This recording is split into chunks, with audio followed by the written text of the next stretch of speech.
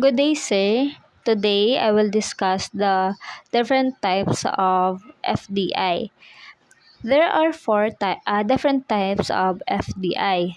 These are the horizontal, vertical, conglomerate, and platform FDI. But we'll only tackle the following. First, horizontal FDI. These types of FDI happens when an investors put their money in a foreign company that in the same industry in which investors operates domestically. So yung horizontal FDI nangyayari siya kapag ang isang company is nag-invest sa isang foreign company na nasa same uh, business industry na inoperate ng investors domestically. For example, is si McDonald's. McDonald's open a restaurant in Japan.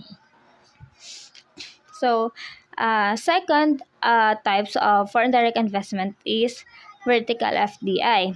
It happens when a company acquires or emerge with a company to add more value to its supply chain.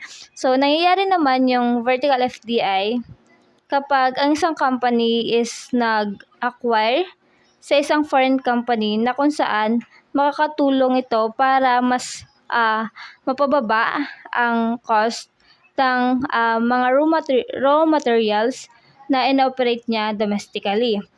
So, for example is Starbucks buying coffee plantation and directly owning stores in major cities to ensure quality services.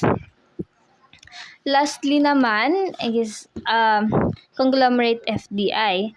It happens when an investors invest in a foreign company that is unrelated to its existing operations. Ang conglomerate FDI naman is nangyayari kapag ang isang company ay nag-invest sa isang foreign company na totally unrelated to its core business. For example is a clothing company buys a chain of restaurant in a foreign country. So that's all. Thank you.